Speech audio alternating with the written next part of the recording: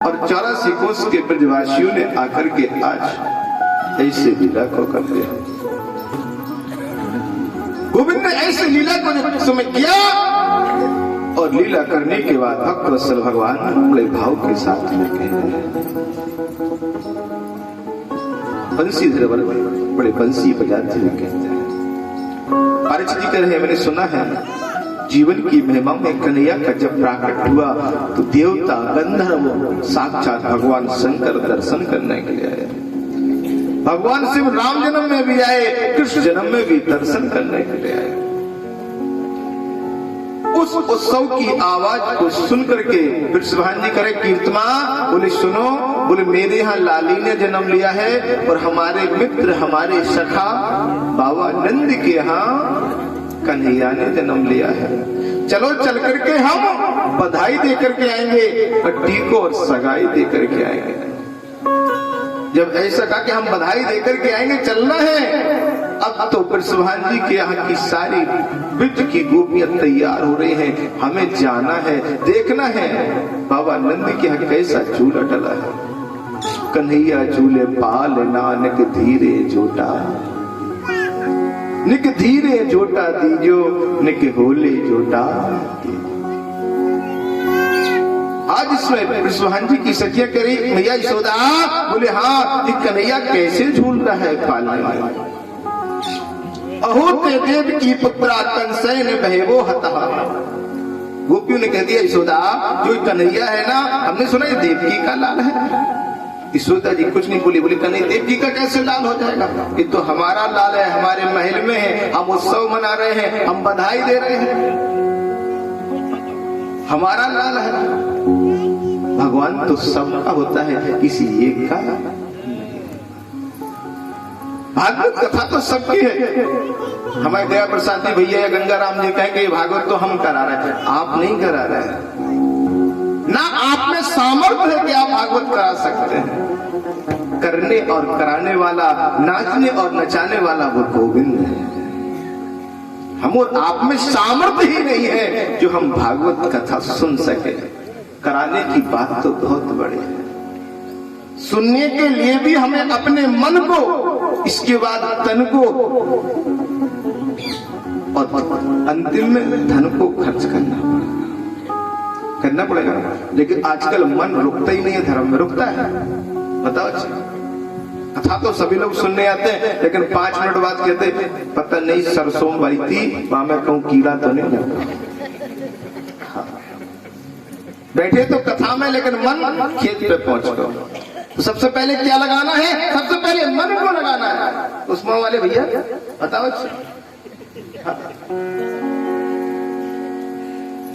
भैया इनसे आ रही परिचय हो गई, हमारी 2 घंटे में रास्ता में आ गए, इन्हीं को हमने आज देख लो।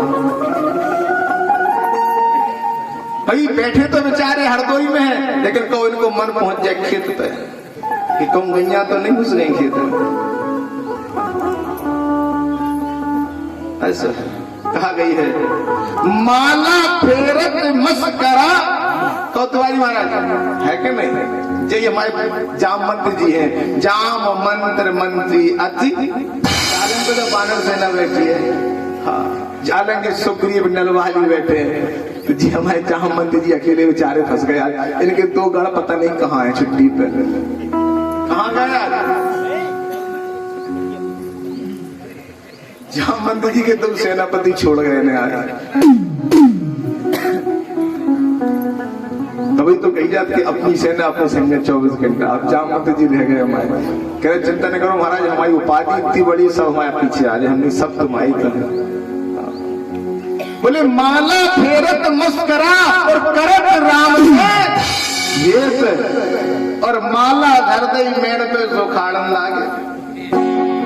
तो आज कलयुग को प्रभाव है, जब तक हम मन को नहीं लगाएंगे तब तक हमारा तन भागवत में नहीं लगेगा। और जब हम मन को लगा लेंगे, मन घोड़ा चंचल बुरा निश्चिन करता तंग, और जाको राखो बस में तब होगे सत। अगर मन को रोक लिया तो तन अपने आप धर्म में लग जाएगा। जब तक मन नहीं रुकेगा तो तुम हजारों लाखों रुपए खर्च करो, रहे थे महाराज हमें 10-20 लाख की भागवत कराना है। हमने वो तुम्हें भागवत नहीं कराना है, तुम्हें अपना प्रचार कराना है।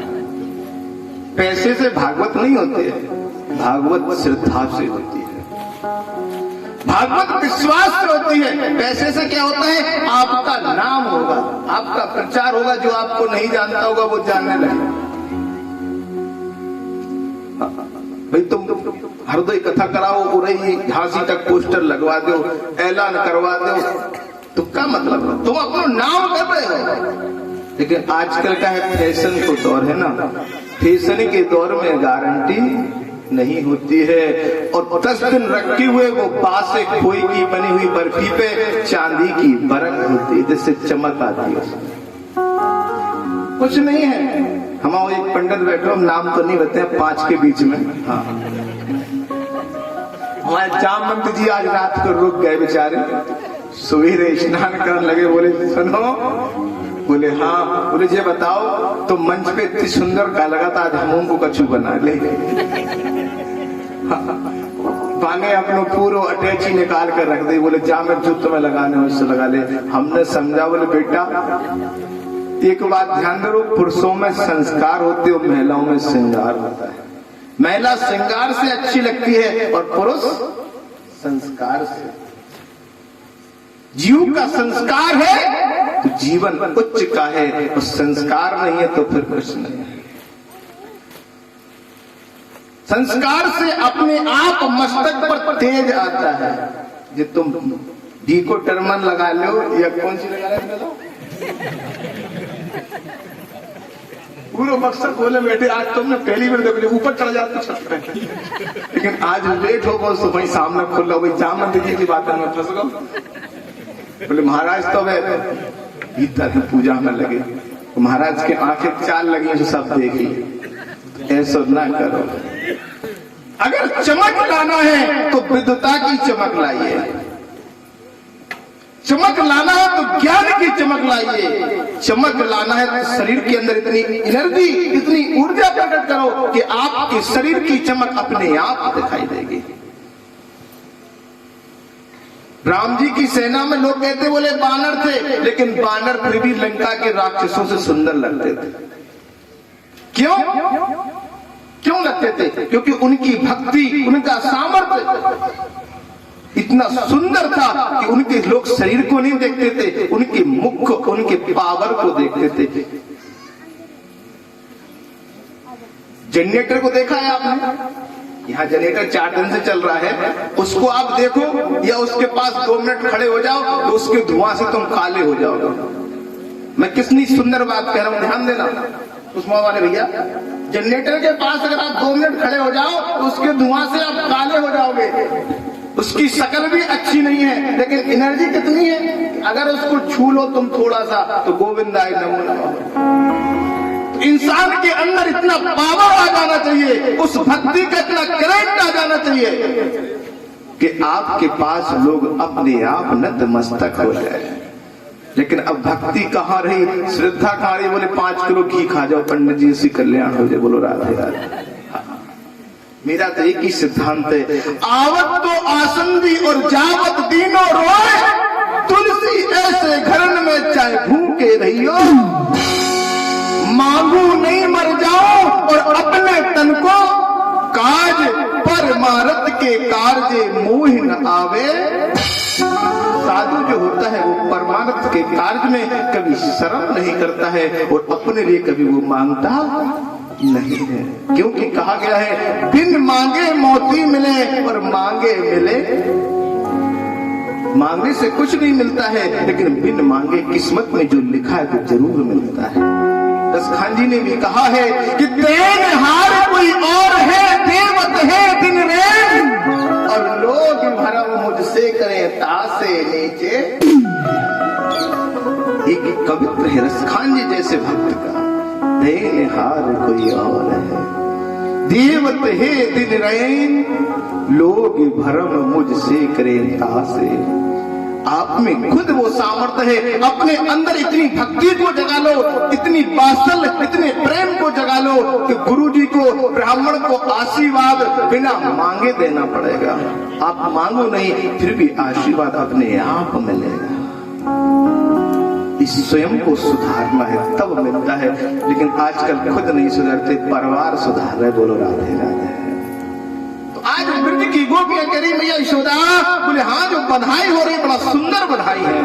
कह रही है कन्हैया झूले पाले ना निक धीरे झूठा धीरे, कन्हैया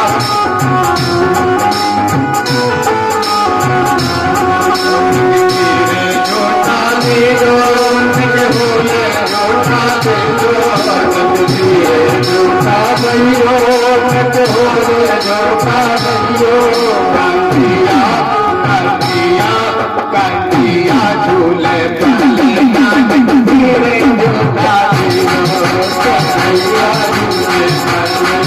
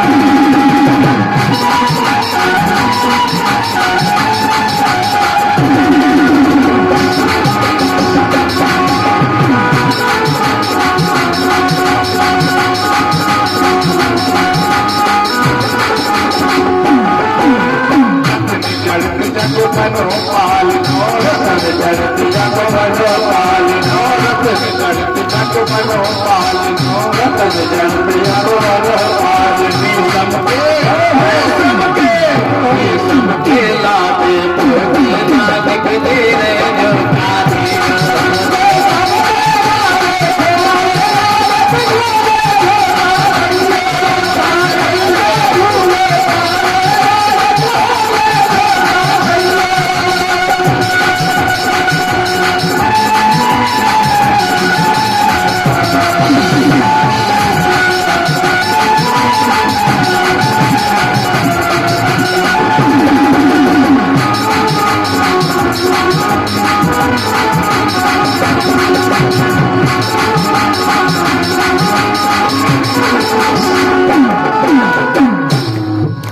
कन्हैया झूले पाल नानक धीरे झूठा, निक धीरे झूठा दीजो, निक होले झूठा। अच्छा ये बताओ, सच बताइए ईमानदार है, आज 5वां दिन है और आप लोग तो सब हमसे उम्र में ज्यादा है, वैसे तो है कि नहीं? हमें तो लगभग नहीं लग रही कि जो 40 से नीचे की है, लगभग ज्यादातर 40 के ऊपर की है। अब 2-4 को बहू है तो बहु बिटिया तो बराबर होती है, उनको हम कुछ कह नहीं सकते।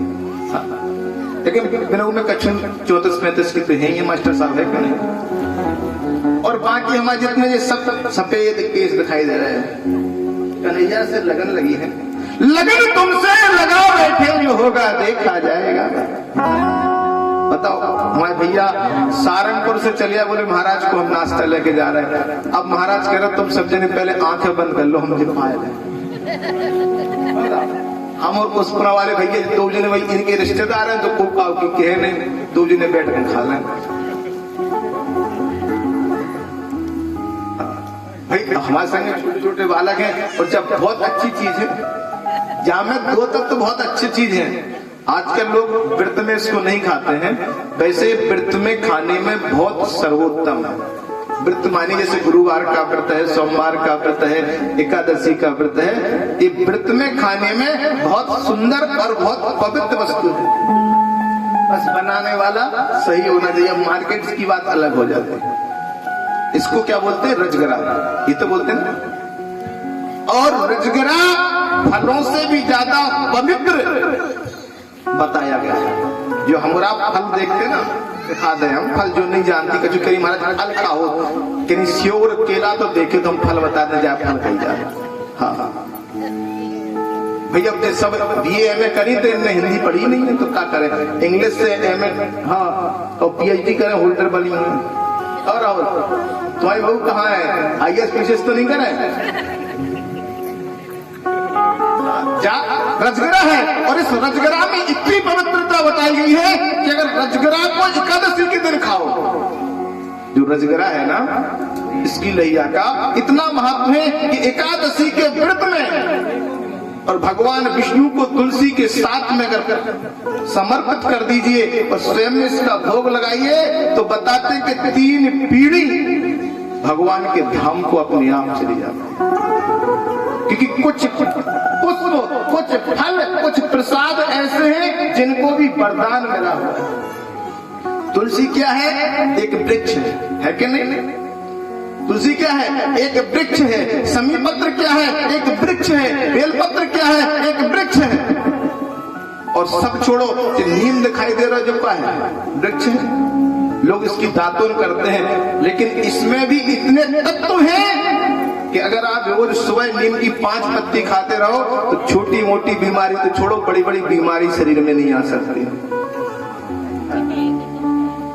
जब वृक्षों को वरदान मिला है, ये तो फलों की गिनती में आता है, तो फलार में विशेष शुभ है। रजगरा को भी अगस्त मुनि ने वरदान दिया है। एकादशी के दिन कब छोटा सा प्रसंग आ गया, एक बार दुर्वासा जी के साथ में अगस्त ऋषि और काफी शिष्यों को लेकर के पांडवों के पास पहुंच गए। किसके पास पहुंच गए? पांडवों के पास पहुंच गए। और पांडवों ने क्या किया कि जो भोजन प्रसाद था वो पा करके और सोने जा रहे थे। अब जब सोने जा रहे थे और रात्रि में कोई रिश्तेदार आ जाए तो बहुत सोचे जब अच्छे आ गए, अब इन्हें 11 बजे उठ के बताओ सब्जी पूरी बनाना था। अब जैसे पांडवों को पता लगा कि 10,000 शिष्यों को लेकर के अगस्त जी और दुर्वासा जी हमारे दरवाजे पर आ गए, और अगर उन्हें भोजन नहीं कराया गया तो हमारा गृहस्थ आश्रम, आज की बंगा कहती कि एक अगर पंडित आ जाए तो उन्हें चाय के बाद भी शर्म लगती अगर भी सो गई मैं कहूँ। और पांचाली से पूछो, बुआ कुंती से जिस समय सुना कि 10,000 शिष्य आ गए हैं और प्रातःकालीन एकादशी का समय आ रहा है, तो तुरंत भगवान द्वारकाधीश के सेवा में पहुंची, बोली जाओ प्रभु अब क्या होगा? सारे शिष्य भोजन के लिए कह रहे हैं और 1 घंटे में हम भोजन नहीं दे सकते हैं। और दुर्वासा जी इतने क्रोधित हैं कि वो तुरंत श्राप दे देंगे। जब श्राप की बात है, भगवान द्वारकाधीश बोले जाओ संतों से कह दो कि तुम स्नान करके आओ यमुना में, और हम भोजन बना करके दे रहे हैं। और जिस पात्र में इस रजगरा को बनाया था, जो सभी पांडवों ने खाया था अज्ञातवास के समय, उसमें से एक दाना लगा रह गया उस पात्र में। और द्वारकाधीश ने कहा दुर्वासा जी आप जाओ, आप भोजन करो। अब पांडव घबरा रहे कि भगवान ने कह तो दिया लेकिन भोजन तो है नहीं। और भगवान नारायण ने, द्वारकाधीश ने वो दाना लिया और अपने मुखारविंद में लेकर के कहा हमारा तो पेट पूर्ण हो गया। और जैसी भगवान ने डकार ली, उधर सारे ऋषि कहने लगे हमारा भी पेट पूर्ण। अब द्रौपदी पांचाली पांडव कह रहे ऋषियों बैठो हम भोजन कराएंगे। ऋषि कह रहे अब मेरा पेट तो पूर्ण हो गया, क्योंकि भगवान ने एक दाने में सबका पेट भर दिया। इसीलिए तो कहा है लगन तुमसे लगा बैठे, लगन तुमसे लगा बैठे, जो होगा सो देखा जाएगा, और हरदोई वालों को अपना बना बैठे सो होगा। शब्द हैं प्रेम के आंसू, प्रेम के आंसू बना करके इस जमीन पर हो चुके हैं। हरदोई की जो जमीन है, प्रेम के आंसू बना करके इस जमीन पर बो चुके। आप सब हमारे हो ना हो, लेकिन हम तो